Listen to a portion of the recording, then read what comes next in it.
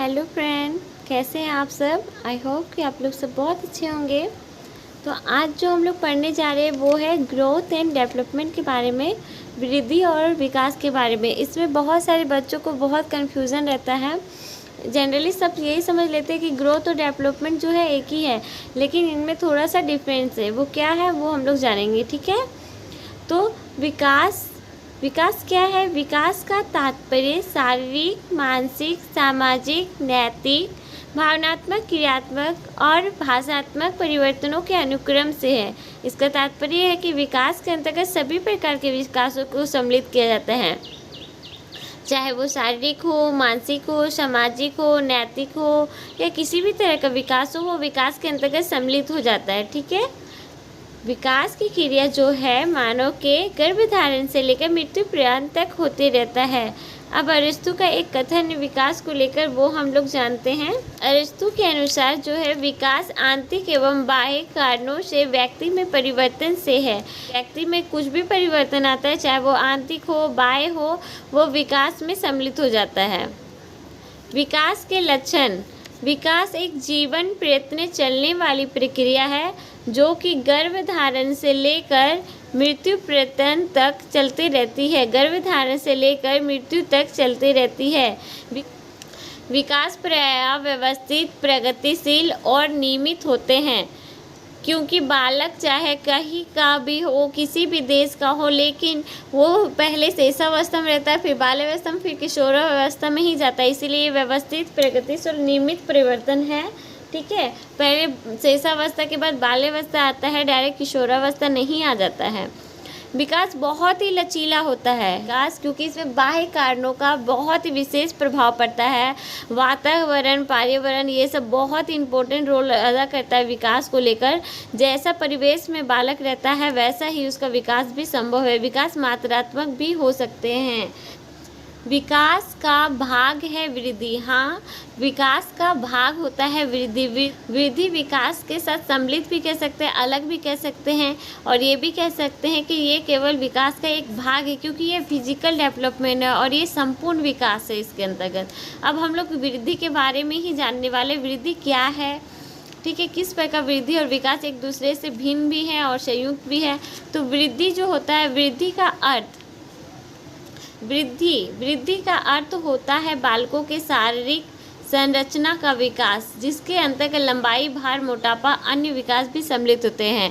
वृद्धि केवल और केवल फिजिकल डेवलपमेंट होता है, जिसको हम लोग एनालिसिस कर सकते हैं कि उसका शारीरिक विकास हो रहा है, भार बढ़ रहा है या नहीं, मोटापा बढ़ रहा है, घट रहा है, ये सारी चीज़ें वृद्धि के अंतर्गत सम्मिलित हो जाती हैं। अब हम लोग वृद्धि के लक्षण को जानेंगे। वृद्धि का लक्षण। वृद्धि की प्रक्रिया आंतरिक एवं बाह्य दोनों हो सकती है, यानी कि हमारा बाहरी संरचना जिस प्रकार वृद्धि होता है उसी प्रकार हम लोगों को शरीर के अंदर के भागों का भी विकास होता है। शुरुआत में जब बच्चे शैशवावस्था में होते हैं तब उनकी हड्डियों की संख्या ज़्यादा होती है। जैसे जैसे वो बड़े होते हैं उनकी हड्डियों की संख्या घटने लगती है। इसी प्रकार हम लोग कह सकते हैं कि बालक के पहले शरीर का जो होता है, कोई भी बालक का पहले बॉडी का जो होता है, बड़े अंगों का विकास होता है, उसके बाद छोटे छोटे अंगों का विकास होते हैं, ठीक है। यह एक निश्चित आयु तक होती है। वृद्धि जो है प्रौढ़ावस्था पर जाकर रुक जाती है। वृद्धि निश्चित आयु तक ही होती है। वृद्धि पर आनुवंशिकता का सकारात्मक नकारात्मक दोनों प्रभाव पड़ सकता है। वृद्धि का जो है आनुवंशिकता पर सकारात्मक नकारात्मक दोनों प्रभाव पड़ता है, क्योंकि बालक का वृद्धि और विकास दोनों ही उसके परिवेश पर और आनुवंशिकता पर बहुत ही डिपेंड करता है। अगर माता पिता का हाइट कम है या वो सांवले हैं तो बच्चा भी सांवला होता है, गोरे हैं तो गोरा होता है। इसको हम लोग पहले ही बोल रहे हैं कि इसको हम लोग माप सकते हैं, तौल सकते हैं, देख सकते हैं। तो ये क्या है, मात्रात्मक एवं परिमाणात्मक परिवर्तन है। वृद्धि और विकास में अंतर। वृद्धि एवं विकास में अंतर भी हम लोग देख लेते हैं। वृद्धि एवं विकास में अंतर। वृद्धि क्या है, वृद्धि परिणात्मक होता है। हम बार बार बोल रहे हैं कि वृद्धि क्या है, परिणात्मक है, और विकास गुणात्मक परिणात्मक दोनों है, क्योंकि वृद्धि इसमें सम्मिलित होता है, इसीलिए ये विकास जो है परिणात्मक गुणात्मक दोनों है। लेकिन वृद्धि परिणात्मक है, इसको हम लोग उसी चीज़ को सम्मिलित कर सकते हैं जिसमें वेट बढ़ता है, हाइट बढ़ता हो, वजन बढ़ता हो, ये सारी चीज़ें वृद्धि के अंतर्गत आती है। विकास में मानसिक क्रिया भी आ जाती है कि उनका दिमाग कितना बढ़ रहा है, वो कैसा है बच्चा, उसका दिमाग कम है या मेंटल, ये सारी चीज़ें इसमें आती है। वो छोटी छोटी बातों पे रूठ जाता है, गुस्सा करता है, वो सब विकास पे डिपेंड करता है। अपने इमोशन को कितना कंट्रोल कर पाता है बच्चा, जैसे जैसे जैसे जैसे बड़ा होता है अपने इमोशन को कंट्रोल करते जाता है। वृद्धि का विकास सीमित है क्योंकि प्रौढ़ावस्था में रुक जाता है। इसका क्षेत्र जो है विस्तृत है क्योंकि ये प्रौढ़ावस्था में नहीं रुकता है, मृत्यु तक चलते रहता है। ये आजीवन नहीं चलता है। वृद्धि जो है आजीवन नहीं चलती है, ये जीवन प्रयत्न चलते रहता है। वृद्धि क्या है? भौतिक है, ये गुणात्मक होता है। ये भौतिक है क्योंकि बाह्य रूप से इसको देख सकते हैं। ये गुणात्मक के गुणों में परिवर्तन होता है। वृद्धि विकास दोनों ही एक साथ हो भी सकते हैं, एक साथ हो भी सकते हैं और नहीं भी हो सकते हैं। एक साथ ये दोनों हो भी सकते हैं और नहीं भी हो सकते हैं। वृद्धि को मापा जा सकता है, विकास को मापा नहीं जा सकता। ये संकुचित होता है और ये व्यापक होता है। ठीक है, तो एक बार फिर हम आप लोगों को बता देते हैं कि वृद्धि क्या है। वृद्धि केवल परिणात्मक परिवर्तन है। विकास जो है वो संपूर्ण परिवर्तन है, चाहे वो शारीरिक हो, मानसिक हो, किसी भी तरह का विकास हो, वो संपूर्ण विकास में आ जाता है।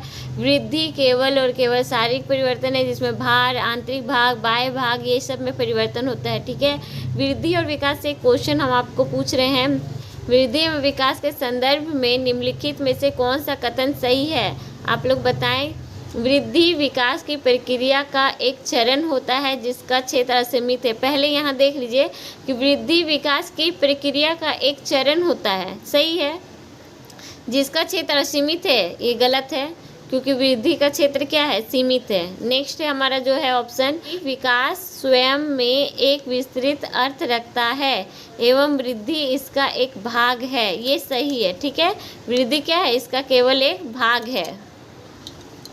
तो हमारा बी ऑप्शन सही था, ये गलत था। विकास एक सतत प्रक्रिया है जो बालक के परिपक्व होने के बाद भी चलते रहते, ये भी सही है। तो हमारा आंसर क्या हो जाएगा? बी और सी। ठीक है, एक और क्वेश्चन है कि वृद्धि शब्द का प्रयोग डैश परिवर्तनों के लिए तथा विकास का प्रयोग डैश परिवर्तनों के साथ साथ डैश परिवर्तनों के लिए किया जाता है। क्वेश्चन समझिए कि वृद्धि का जो हम लोग प्रयोग करते हैं किस परिवर्तन के लिए करते हैं और विकास का प्रयोग किस परिवर्तन के साथ किस परिवर्तन के लिए करते हैं।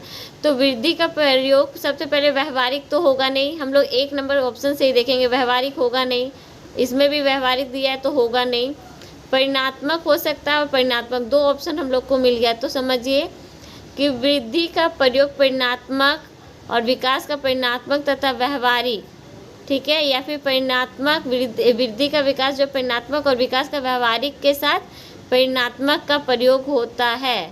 तो ये सही ऑप्शन है आपका ये, क्योंकि देखिए कि विकास क्वेश्चन क्या है, उसमें क्या बैठ रहा है, समझिए कि पहले क्या बोल रहा है, वृद्धि शब्द का प्रयोग, ठीक है, परिणात्मक परिवर्तनों के लिए तथा विकास का प्रयोग परिणात्मक परिवर्तनों के साथ साथ व्यवहारिक परिवर्तनों के लिए होता है। अगर हम लोग यहाँ बोल दें कि विकास का प्रयोग व्यवहारिक परिवर्तनों के साथ साथ परिणात्मक परिवर्तनों के, तो ये यहाँ सटीक नहीं बैठेगा। यहाँ जो आंसर रहेगा वही यहाँ आना चाहिए, उसके साथ साथ ना व्यवहारिक परिवर्तन आएगा।